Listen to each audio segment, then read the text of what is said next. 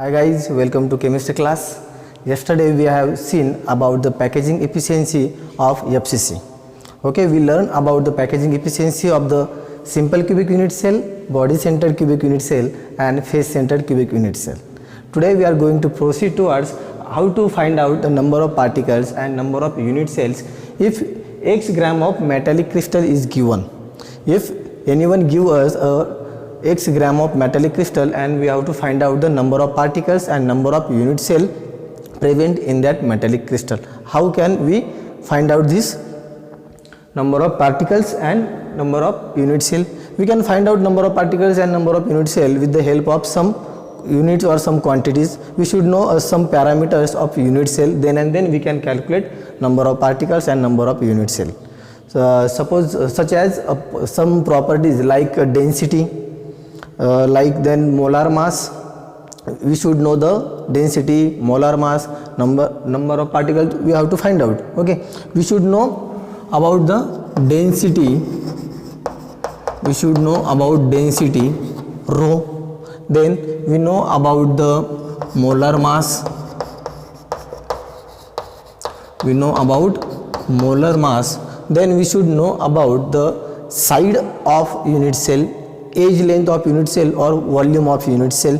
We consider that if we consider rho for density, m for the molar mass, then edge length of unit cell, edge length of unit cell is a. If edge length is a, then what about the volume of unit cell? Then volume of unit cell should be a cube. If we know about these four properties, we can find out the number of particles and number of unit cells available in x gram of metallic crystal. X gram means what? X means whatever may be the mass of this metallic crystal. ठीक आहे, आले लक्षात. आपल्याला जर कोणत्याही metallic क्रिस्टलचं मास जर दिले, consider करायला सांगितले आणि त्यानंतर जर आपल्याला त्याचं नंबर ऑफ पार्टिकल्स आणि युनिट सेल्स जर फाइंड आउट करायचे असतील तर त्यासाठी आपल्याला काय काय माहिती असणं गरजेचं आहे. तर त्यासाठी आपल्याला डेन्सिटी माहिती असणं गरजेचं आहे, मोलार मास m, त्यानंतर एज लेंथ, त्यानंतर volume.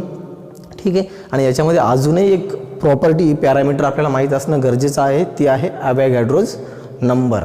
ॲव्होगॅड्रोज number which is fixed quantity 6.022 into 10 to the power 23. our Avogadro's number. एका मोलमध्ये किती पार्टिकल असतात, तर ॲव्होगॅड्रोज नंबर इतके पार्टिकल एका मोलमध्ये असतात हे आपल्याला ठाऊक असणं गरजेचं आहे. तरच आपण number of particles and number of unit cells calculate करू शकतो. ठीक आहे, तर ऑलरेडी आपण काय केलं होतं, एका लेक्चरमध्ये आपण कशाबद्दल डिस्कशन केलं होतं, तर आपल्या डेन्सिटीचा फॉर्म्युला काय आणि त्यानंतर मास व्हॉल्यूमचं रिलेशन काय, मोलर मास ते कसं आपण कॅल्क्युलेट केलं होतं. डेन्सिटी स्टँड्स फॉर काय फॉर्म्युला होता डेन्सिटीसाठी, तर मास अपॉन व्हॉल्यूम. आता यात आपण काय केलं होतं, मास. ठीक आहे, म्हणजे काय, एक गिवन मास होता आपल्याला, गिवन मास अपॉन व्हॉल्यूम जे काय असेल ते a क्यूब व्हॉल्यूम असेल. ठीक आहे, पण आपण अजून एक फॉर्म्युला डिराईव्ह केला होता, कोणता, molar mass. Capital M is equal to mass of one particle into number of particles in one mole. Then small m stands for capital M upon Na. आणि हा आपला फॉर्म्युला काय झाला होता, या ठिकाणी थोडासा चेंज झाला होता. फॉर्म्युला काय बनला होता आपला मग आता, number of particles in unit cell. ठीक आहे, आता हे मास काय होतं आपलं, मास m स्मॉल m झाला, हा एका पार्टिकलचा मास. आणि त्या जर पूर्ण सगळ्या पार्टिकलचं मास पाहिजे असेल तर small m into number of particles. ठीक आहे, आता आपण काय करणार आहोत, ह्या स्मॉल m ची व्हॅल्यू इथं पुट केली होती आपण. त्यानंतर आपल्याला एक इक्वेशनही मिळालं होतं. काय होतं ते equation, number of particles upon a cube stands for volume into m आहे इथं, m ची व्हॅल्यू इथं टाकतोय मी, काय, capital M upon Na. Small m ची व्हॅल्यू काय आली होती, म्हणजे मास ऑफ पार्टिकल, इंडिव्हिज्युअल पार्टिकलचं mass. Into number of particle केलं ते सगळ्या पार्टिकल्स मास. ठीक आहे, तर त्याच्यासाठी काय होतं capital M upon N A. Capital M means molar mass and N A stands for Avogadro's number. ठीक आहे, तर यानंतर आता इथं आपण याला काय दिलं आहे number of particle N M upon a cube N A. हा काय झाला होता आपला आता डेन्सिटीसाठीचा फॉर्म्युला आपण डिराईव्ह केला होता. ठीक आहे, आता आपल्याला काय कॅल्क्युलेट करायचं आहे नंबर ऑफ पार्टिकल्स. एका याच्यामध्ये पार्टिकल किती असणार आहेत ते आपल्याला कॅल्क्युलेट करायचं आहे. ठीक आहे, जर आपण हेच इक्वेशन यमच्या फॉर्ममध्ये लिहिलं तर मोलार मासच्या फॉर्ममध्ये तर कसं होणार आहे ते कॅपिटल यम इक्वल टू बघा बरं कोणती व्हॅल्यू कुठं जाते rho A cube N A upon small N A cube N A upon small N. Rho density sorry M molar mass, rho density, A cube means volume of unit cell, N A stands for Avogadro's number and small N stands for the number of particles. ठीक आहे, okay हे करतो रब. मग आता काय घडलं पुढे याच्यानंतर की जर आपल्याला एक मोलचा पार्टिकल दिला आहे, एक मोल आहे त्याचं मास, एक मोलार मासचा पार्टिकल आहे तर त्याच्यामध्ये नंबर ऑफ पार्टिकल किती आहेत. एक मोल सबस्टन्स आहे त्याच्यामध्ये नंबर ऑफ पार्टिकल्स किती असतात अवॅगॅड्रोज नंबर. एक मोल जर आपल्याकडे सबस्टन्स असेल तर त्याच्यामध्ये नंबर ऑफ पार्टिकल्स किती असतात अवॅगॅड्रोज नंबर इतके. वन मोलारसाठी किती असतात अवॅगॅड्रोज नंबर. तर मग एक्स ग्रामसाठी किती असतील particle number of particles. X ग्रामसाठी नंबर ऑफ पार्टिकल्स किती येतील. One molar is corresponding to the Avogadro's number. One molar is corresponding to the Avogadro's number.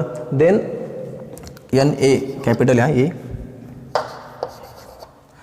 One molar is corresponding to the Avogadro's number. Then X gram हे molar mass आहे, gram हेही mass आहे, तर X ग्रामसाठी number of particles किती आहेत. आता हा रूल आपल्याला माहीत आहे, याच्यात आपण काय करतो फक्त क्रॉस मल्टिप्लिकेशन. ठीक आहे, number of particles equal to x into N A upon M. X into N A upon M. X काय आहे त्याचं मास असेल जे काही ग्रॅममध्ये दिलेलं, त्यानंतर एन ए अवॅगॅड्रोज नंबर 6.022 इंटू 10⁻23 आणि यम काय आहे तर मोलार मास आहे. ठीक आहे, नंबर ऑफ पार्टिकल्स आता तुम्ही कॅल्क्युलेट करू शकता. लक्षात आले, या ठिकाणी तुम्ही आता नंबर ऑफ पार्टिकल्स कॅल्क्युलेट करू शकता. काही प्रॉब्लेम याच्यामध्ये आता नाही. हे डेरिव्हेशन तुमच्या बुकमध्ये एकदम रफली मेन्शन केले, ज्याच्यात तुमच्या काही लक्षात येणार नाही. आता समजलं असेल की हे इक्वेशन आलं कुठं, बुकमध्ये डायरेक्टली हे इक्वेशन लिहून दिलं आहे पण हे कुठं काही सॉल्वच केलं नाही. हे लक्षात राहू द्या की वन मोल ऑफ सबस्टन्समध्ये नंबर ऑफ पार्टिकल्स किती असतात इक्वल टू अवॅगॅड्रोज नंबर. कोणाचाही एक मोल घेतला तर त्याच्यामध्ये नंबर ऑफ पार्टिकल हे सेमच असतात आणि तो नंबर आहे 6.022 into 10⁻23. Avogadro's number is a constant. Avogadro's number हा एक कॉन्स्टंट आहे, तो कधीही चेंज होणार नाही. एक मोल सबस्टन्स कोणाचाही घेतला तर त्याच्यामध्ये पार्टिकल्स हे सारखेच असतात, हे विसरायचं नाही. बऱ्याच वेळा पेपरला क्वेश्चन कसा येतो की जर one mole of H2O one mole of water असेल तर त्याच्यामध्ये जर एवढे पार्टिकल आहेत तर मग रिलेशन असं येतं की वन मोल ऑफ H2SO4 मध्ये किती पार्टिकल. आपण लगेच रिकॉल झालं पाहिजे की सबस्टन्स कोणताही असू द्या, जर त्याचा वन मोल कंपल्सरी असेल तर त्याचे नंबर ऑफ पार्टिकल्स हे सेम असतात. जर वन मोल ऑफ वॉटरमध्ये एवढे पार्टिकल आहे 6.022 इंटू 10⁻23 एवढे पार्टिकल आहेत तर मग हाफ 1/2 मोल ऑफ H2SO4 मध्ये किती आहे. आपण ते H2SO4 आहे की वॉटर आहे याच्याबद्दल कॅल्क्युलेशन करायचंच नाही, सगळ्यांच्याही वन मोलमध्ये सारखेच असतात.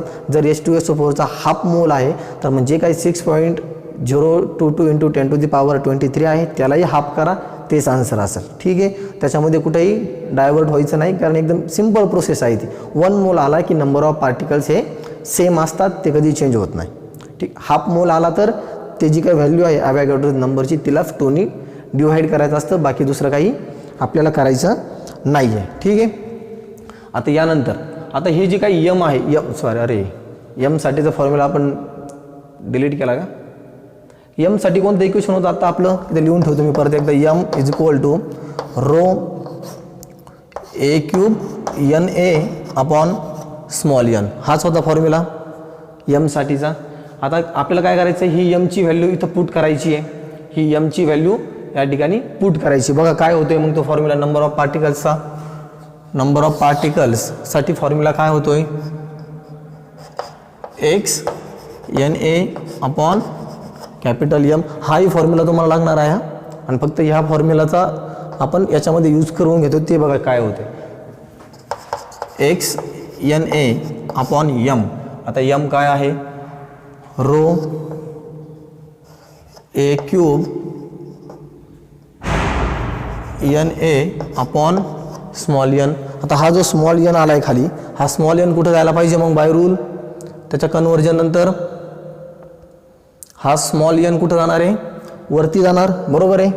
N A gets cancel, X N upon rho A cube number of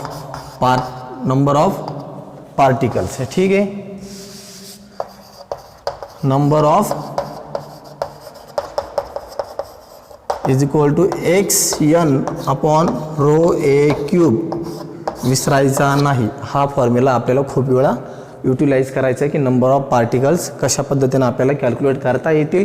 x gram of substance metallic substance जरी चेंज झाला तरी देखील आपले नंबर ऑफ पार्टिकल्स आपल्याला त्याच्या मासवरनं काढता यायला पाहिजे, याच्यात काही बदल होणार नाही. त्यासाठी आपल्याला काय माहिती असलं पाहिजे, एक्स त्याचं ग्राम मास, एन नंबर ऑफ पार्टिकल्स, त्यानंतर रो काय आहे त्याची डेन्सिटी, ए क्यूब काय आहे, ए क्यूब त्याचा व्हॉल्यूम आहे. याच्यावरनं आपण फायनल त्याचं सगळं फाइंड आउट करू शकतो. आता आपल्याला सेकंड काय फाइंड आउट करायचं आहे, हे आपण केले number of particle find out करण्यासाठी.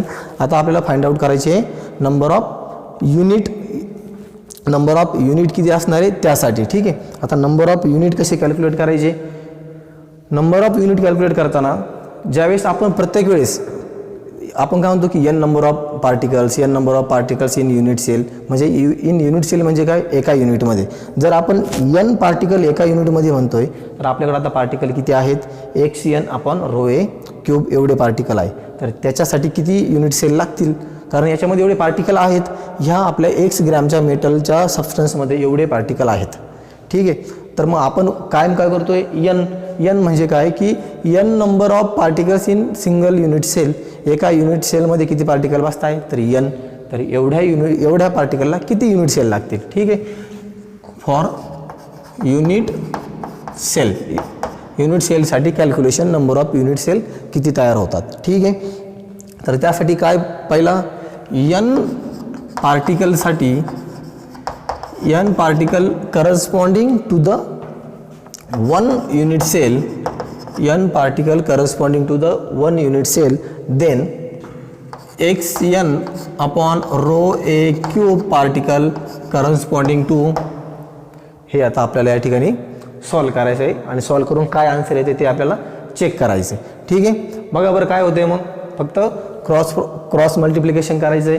जी काही टर्म आहे तिला अपॉन एन येणार आणि तो एन निघून जाणार आणि फायनल काय शिल्लक राहणार फक्त आपल्याकडं एक्स अपॉन रो ए क्यूब. आता हे कसं बघा, याचं cross multiplication, X N upon rho ए क्यूब अपॉन एन इंटू त्याची व्हॅल्यू आपल्याला फाइंड आउट करायची, हा जो क्वेश्चन मार्क येतो, ठीक आहे. मग पुढं काय होणार, एक्स एन अपॉन रो ए क्यूब, हा एन इथं येणार, N gets cancel, means what, X upon rho A cube number of unit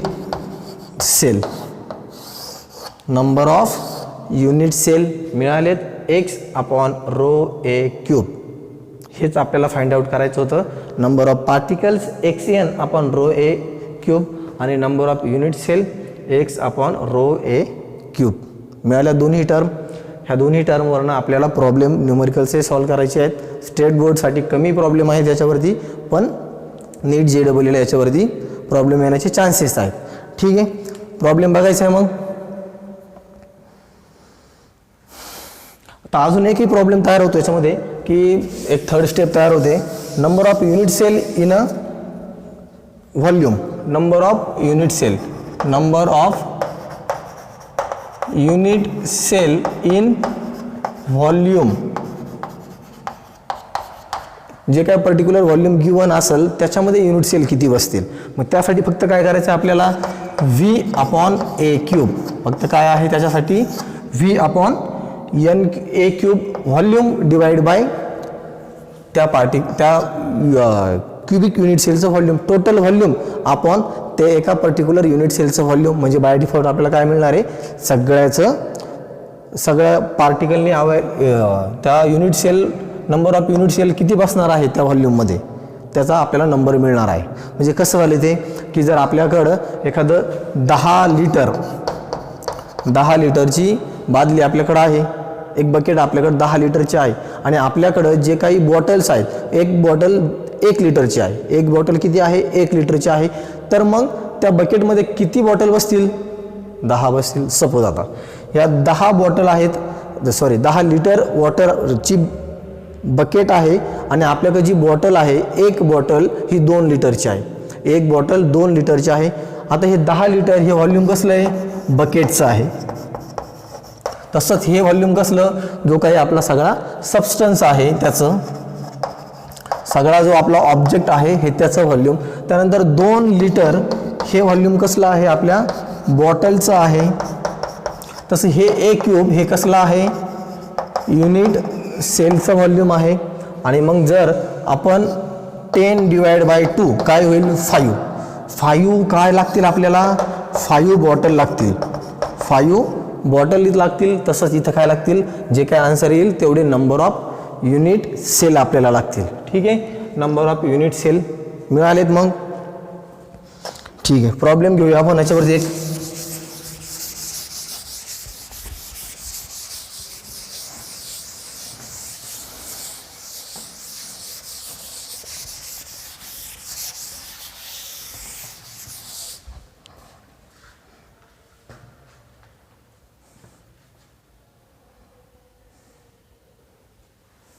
A substance form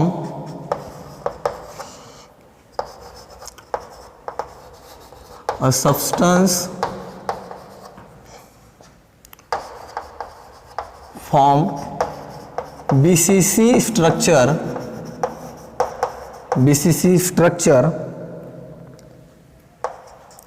density rho, density of solid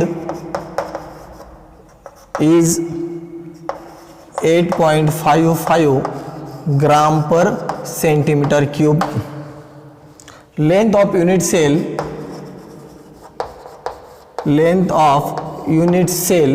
means what, A.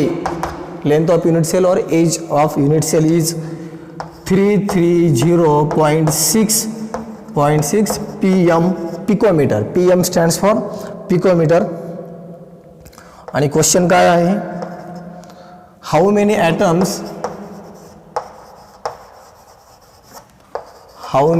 atoms and unit cells are present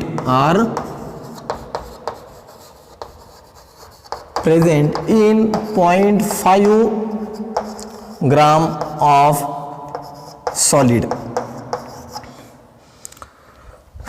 जो काही आपला solid आहे त्याच्यामध्ये किती बसणार आहे ते आपल्याला त्यांनी विचारले. क्वेश्चन काय आहे, अ substance or solid form BCC structure. BCC structure means what, BCC structure आपल्याला त्यांनी हा वर्ड कशासाठी प्रोव्हाइड केला आहे, तर आपल्याला जे काही पार्टिकल्स आहे त्या बॉडीमध्ये, त्या युनिट सेलमध्ये ते पार्टिकल काउंट करण्यासाठी. SC simple cubic unit cell किंवा प्रिमिटिव्ह क्युबिक युनिट सेलमध्ये नंबर ऑफ पार्टिकल्स किती आहेत, 1 आहे. BCC मध्ये नंबर ऑफ पार्टिकल किती आहेत, 2 आहेत. 8 कॉर्नरचे 8ही मिळून एकच बनतो आणि बॉडीच्या सेंटरला एक आहे, बॉडी सेंटर म्हणजे बॉडीच्या सेंटरला एक आहे, असे 2 पार्टिकल बनतात. FCC मध्ये कॉर्नरचे 8 मिळून 1, प्रत्येक फेसवाचा 1 असे 6, पण ते डिवाइड बाय 2 होतात. 6/2 3 + 1 4. सिंपलमध्ये 1, बॉडी सेंटरमध्ये 2 आणि फेस सेंटरमध्ये 4. लक्षात राहील.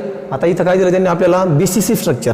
इथून आपल्याला पहिली माहिती कोणती मिळाली आहे, यातून आपल्याला पहिली माहिती कोणती मिळाली, तर एन बद्दल डाटा मिळाला आहे. एन किती आहे?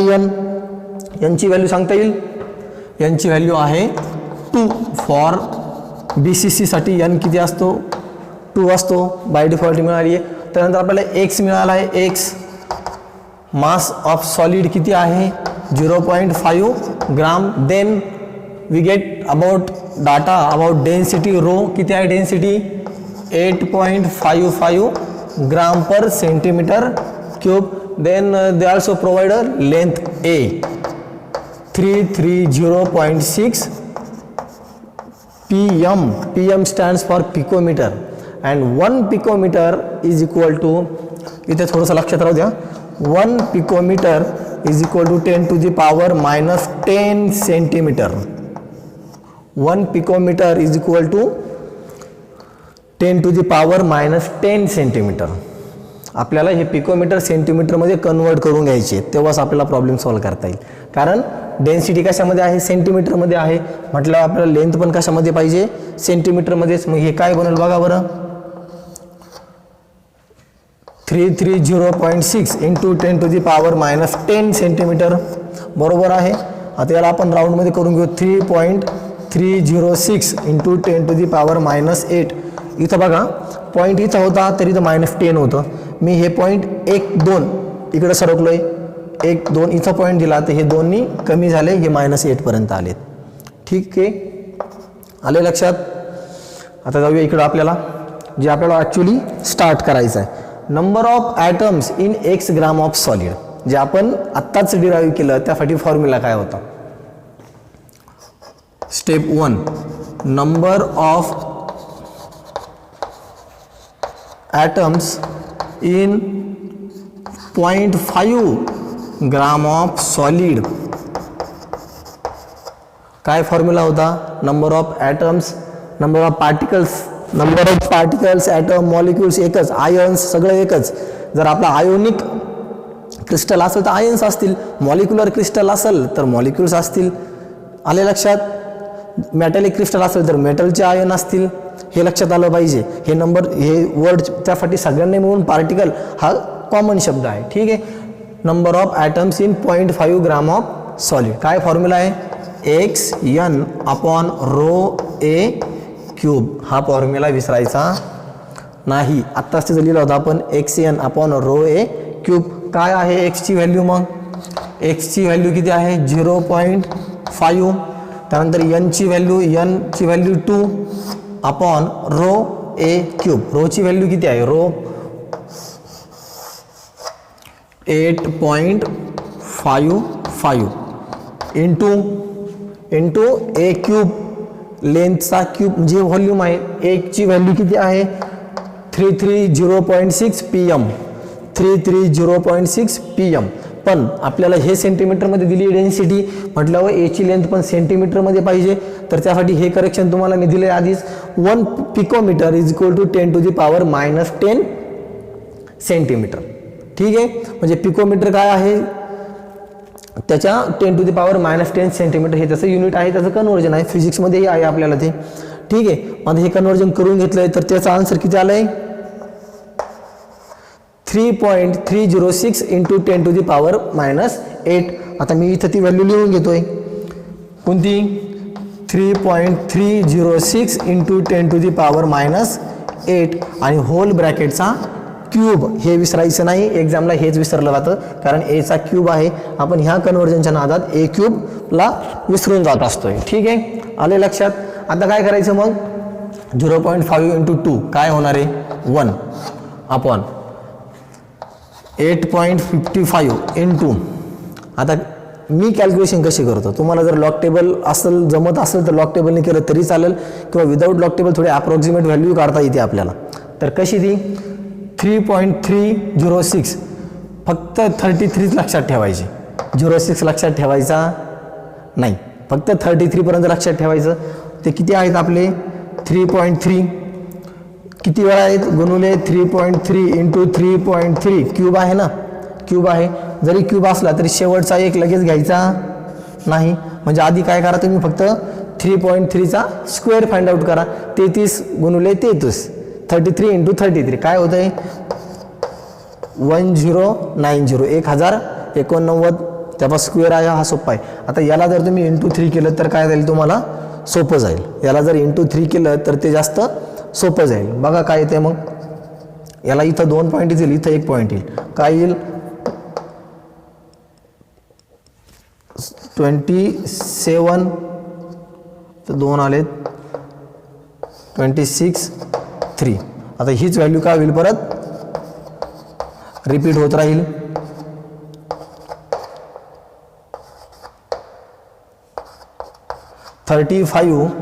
काय आली आहे 35937 3.59 इंटू 10 टू दी पॉवर. आता 8चा पण क्यूब आहे लक्षात आले ना. 10 टू दी पॉवर 8चा क्यूब आहे म्हणजे मग 8चा क्यूब नसतो करायचा लक्षात ठेवा. 8चा क्यूब आला म्हणजे 8चा क्यूब नाही करावा लागत. काय होतं ते 10 to the power -8 into 10 to the power -8 into 10 to the power -8. ही जी काही पॉवर आहेत ना या पॉवरचे ॲडिशन होत असते तर काय होईल मग 10 टू दी पॉवर -24 बरोबर आहे. 10 टू दी पॉवर -24. आता ज्यावेळेस आपण हे सगळं सॉल्व केलं तर त्याच्या लास्टला आपल्याला काय आन्सर मिळतं आहे 3.25 इंटू 10 टू दी पॉवर 21. हे जे काय आलेत हे काय आहेत आपले number of particles in 0.5 gram of solid. हे काय आहेत आपले नंबर ऑफ पार्टिकल्स. काय आहेत नंबर ऑफ पार्टिकल्स आले लक्षात. फक्त एकच फॉर्म्युला हा नंबर ऑफ पार्टिकलसाठी लक्षात ठेवला पाहिजे. तुमचं सगळं काम इझी होऊन जाईल. त्यानंतर आपलं नेक्स्ट काय होतं फाइंड कुठे फाइंड हाऊ मेनी ॲटम्स म्हणजे number of particles and unit cells are present. आता इथं काय करायचं आहे आपल्याला युनिट सेलबद्दलही स्टडी करायचं आहे. नंबर ऑफ युनिट सेल काय फॉर्म्युला आहे त्याच्यासाठी नंबर ऑफ युनिट सेलसाठी फक्त याच्यातला हा n निघून जातोय. फॉर्म्युला आहे फॉर्म्युला लक्षात राहायला पाहिजे दोन्ही पण. नंबर ऑफ पार्टिकलसाठी काय आहे आणि नंबर ऑफ युनिट सेलसाठी काय आहे. फॉर्म्युला कसा आला आहे आपण तेही छान पद्धतीने डिराईव्ह केलं आहे. तुमच्या बुकमध्ये डायरेक्ट फॉर्म्युला लिहून दिला आहे. कसा आला आहे काहीच सांगितलेलं नाही आहे. ठीक आहे. नंबर ऑफ युनिट सेल कसा येतो मग तो x/ρ(a)³. आता बघा मग x काय आला परत तीच value 0.5 upon 8.55 into 3.306 into 10 to the power -8 आणि त्याचा क्यूब. आता बघा फक्त डिफरन्स काय आला आहे हा 2 आणि इथं आता काय आहे का नाही आहे म्हणजे फक्त जे काय नंबर ऑफ पार्टिकल्स आहेत त्याचा डिफरन्स आला आहे. आता हे काय आहे याला मल्टिपल 2 आहे म्हणजे आता इथं काय करावं लागणार त्याला डिवाइड 2 केलं की ते आन्सर मिळून जाणार. फक्त काय करायचं आता आपल्याला 3.25 ला 2 नी डिवाइड करायचं. फक्त 3.25 ला 2 नी डिवाइड करायचं आणि आपल्याला आपला आन्सर मिळून जाणार आहे. तर काय येईल answer 1.62 into 10 to the power 21. हेच काय राहील आपलं फायनल आन्सर. काय नंबर ऑफ युनिट सेल. लक्षात आलंय दोघांमध्ये डिफरन्स काय आहे. दोघांमध्ये मेन डिफरन्स काय होता फक्त तर फॉर्म्युलाच बघा तुम्ही फक्त xn/ρ(a)³ आणि तिथं काय होतं x/ρ(a)³. फक्त याला काय आहे n नी मल्टिपल केलेला आहे. ठीक आहे. मग हे जे आन्सर आले याच्यातून जर आपण याला 2 नी डिवाइड केलं तर आपल्याला ते आन्सर मिळणार आहे. हे डबल कॅल्क्युलेशन करायची गरजही नसते. स्टेट बोर्डला तुम्हाला ते करावं लागेल पण CET JEE हे लक्षात ठेवायचं आहे की जेवढे नंबर ऑफ पार्टिकल्स असतील किंवा तुम्ही आधी नंबर ऑफ युनिट सेल काढली तरी चालतील. आधी काय काढायचं मग त्यासाठी सोपं नंबर ऑफ युनिट सेल आधी फाइंड आउट करा. नंबर ऑफ युनिट सेल आलं की त्याला फक्त काय करा number of particle in the body त्याच्या बॉडीमध्ये एका युनिट सेलमध्ये किती पार्टिकल आहेत जे आपण BCC FCC मध्ये शिकलोय त्या नंबर ऑफ पार्टिकलनी फक्त मल्टिप्लाय करायचं राहील लक्षात. आता हे काय केलं होतं आपण हे मग तुम्ही म्हणशाल की नंबर ऑफ पार्टिकल एकदा आलेत हे काय आलेत परत नंबर ऑफ पार्टिकल. हे जे काही n आहे हा नंबर ऑफ पार्टिकल हा एका पर्टिक्युलर युनिट सेलचा आहे आणि हा जो नंबर ऑफ पार्टिकल आहेत हे त्या गिवन मासचा जे काही सबस्टन्स दिला आहे सॉलिड दिला आहे त्या सगळ्या गिवन मासमध्ये किती नंबर ऑफ पार्टिकल आहेत ते आहेत. ह्या दोन व्हॅल्यूमध्ये फरक आहे. बरेच जण सुरुवातीलाच कन्फ्यूज झाले असतील की नंबर ऑफ पार्टिकल इथं 2 लिहिलं आहे, मग परत नंबर ऑफ पार्टिकलच फाइंड आउट करायचे आहेत. जे काही 2 होते ते number of particle in single unit cell, आणि ही जी काय व्हॅल्यू आली आता इथं 3.25 × 10⁻21 ही जी व्हॅल्यू आहे ही कसली आहे, total number of particle in that particular substance. आले लक्षात? ठीक आहे. तर मग प्रॉब्लेमही समजला असेल आणि त्याचा डेरिव्हेशनही समजला असेल असं मी कन्सिडर करतोय. जर या प्रॉब्लेममध्ये किंवा डेरिव्हेशनमध्ये काय अडचण असेल तर नक्की सांगा. डेरिव्हेशन तुमच्या बुकमध्ये थोडंसं डायरेक्ट लिहून दिलं आहे, एक्सप्लेनेशन खूप कमी आहे. जरी काही प्रॉब्लेम आला असेल तर त्या डेरिव्हेशनबद्दल पुन्हा विचारलं तरी चालेल. ठीक आहे, चालेल. धन्यवाद.